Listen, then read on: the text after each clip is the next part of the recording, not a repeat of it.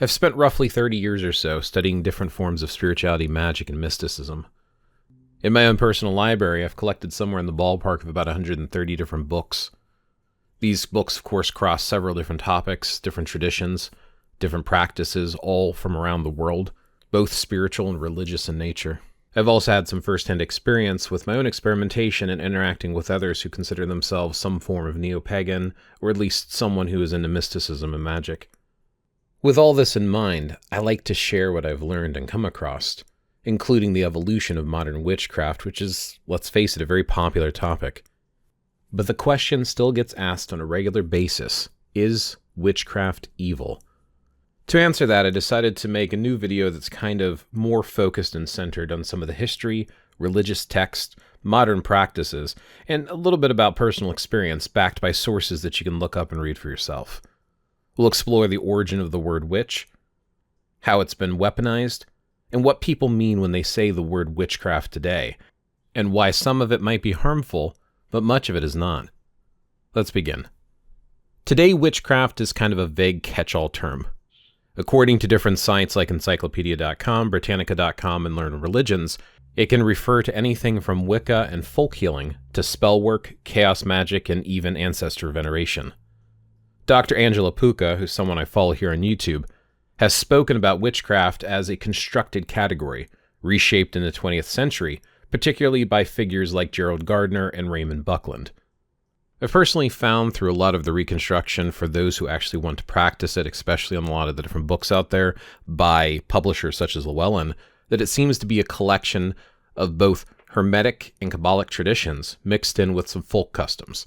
So it is very much a blended mixed term, and again, used as a catch-all. And this is key. The word witchcraft doesn't point to one thing. It's a patchwork of traditions, practices, and beliefs. Some are rooted in kindness and community, but others it's all about the pursuit of power. And the label gets applied liberally across all the different categories. This lack of precision sets us up for a problem and causes a lot of people to argue over its definition and meaning. Let's give a summarized history of the word witch and where it comes from. In Old English, the term witcha and witche, the roots of the word witch, tied to the idea of harmful sorcery, those who conjured spirits, cursed crops, or spoke with the dead. When English lawmakers passed an act against conjurations, enchantments, and witchcraft in 1563, they didn't define witchcraft as spiritual empowerment. It was criminal. It was considered a threat to the society and religious order. Margaret Murray's witch cult in Western Europe, though widely criticized today, helped shape the early modern vision of witches as part of a secret pre-Christian fertility religion. Gerald Gardner built on that, developing Wicca in the 1950s with contributions from Dorleen Valente, and later Raymond Buckland. But keep in mind, these were reinventions, constructions of new spiritual systems, drawing from different practices like ceremonial magic, folklore, and personal gnosis.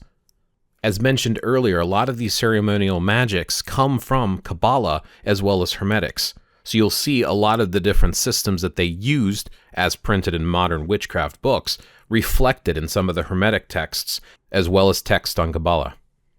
The claimed term witchcraft that a lot of people use today on Instagram, TikTok, or even in books and here on YouTube, it's not an ancient practice. It's a modern reimagining of the word. Comparatively speaking, let's talk about scripture, church, and law. Many who leave witchcraft cite the Bible, claiming that they were deceived by evil forces. But we need to be precise. If we reference the original record of the Bible, it is written in Hebrew in many parts, some parts are Greek, I believe there's also some Aramaic in there as well, but the passage that is often cited translates into, "Thou shalt not suffer a witch to live." But the actual Hebrew itself, I don't speak Hebrew, my attempt to read it, I'll go ahead and put it on the screen, is something like Lo Teheya Mekhashetha. But Mekhashetha doesn't translate or mean witch. It refers to a specific type of magical practitioner, often linked to harm, manipulation, and demonic contact. The Christian Church, both Catholic and Protestant, historically saw magic as rebellion, an affront to divine order. Modern Vatican documents still warn against divination and magical practice, but we have to keep in mind the type of magic that existed when the Bible was imagined and being created and written down.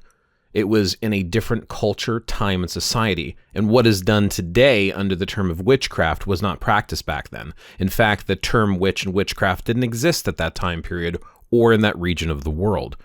So we have to take into account the context of the circumstances of which the Bible was written when comparing and trying to translate into words like witch and witchcraft. It's not all the same thing. Not all who call themselves witches today are evil, or even interested in what was condemned back then. Now, I do say not all because there are people who use both the term witch and witchcraft to denote their own practice, which actually would be considered what many consider today to be evil. For example, some things that actually do still fall under the category and umbrella term of witchcraft that are considered harmful are things like blood magic, manipulative spells, invocation of destructive spirits, power-seeking, hexing, love spells, which are a form of mind control.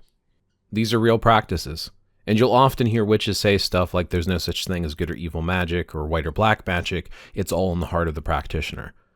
But that's very much true, and there are people who are very much power-hungry and power-focused and do use it in a very negative light, thus making it a very evil and negative thing. And yes, some people today who identify as witches do pursue these types of paths for personal power and gain. Even the ceremonial magical systems like Hermeticism or Kabbalah warn against working without proper initiation or intent. And remember, like I said earlier, modern witchcraft draws heavily from these two magical systems. So by dabbling in it without proper initiation and intent, they are in fact risking themselves spiritually and even their own souls. The fear of witchcraft isn't completely baseless. It's pretty much applied too broadly, because again, just like any other spiritual or religious group, you're going to have fanatics that give everyone a bad name, and the same is true for those who consider themselves witches today. Now let's talk a little bit about some of the practitioners that are considered good and they're not necessarily evil or bad. Most modern practitioners that consider themselves witches aren't doing harm. They're lighting candles for healing, or tending altars, praying to the moon, or aligning themselves with the seasons in nature. And because of the very loose use of the word witch, many different practices around the world, sometimes, in my opinion, inaccurately get translated into the term witch or witchcraft. There's Italian revival reconstruction traditions, Celtic reconstruction ones, Slavic, Norse and Scandinavian.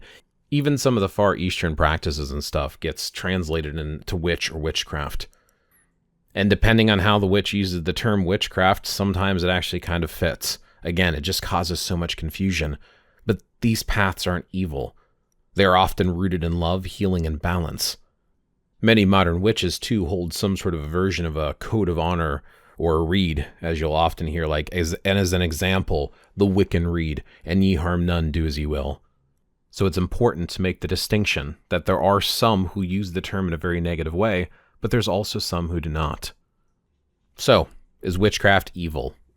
The answer depends on who you ask and what you mean by the term witchcraft. The historical use of the term is rooted in fear.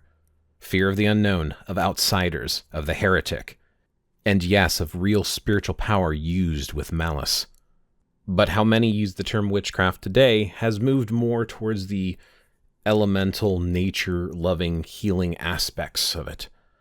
And some of those folk traditions are not the same thing as they were referring to back when they first invented the word witch in modern English. So I think we need to be precise and not use the word too broadly. This is one of the reasons why I constantly speak out about using it to just be a catch-all, because we can be more specific in the types of practices we're doing or using to kind of clear up some of the confusion that's out there. I think as a whole, as a society, I think we can do better.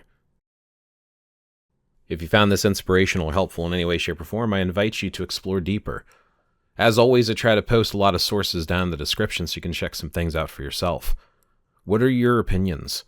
Do you use witchcraft to consider yourself a witch, or do you know somebody who does? Do you have thoughts on witchcraft, whether it be from a practitioner or as an outsider?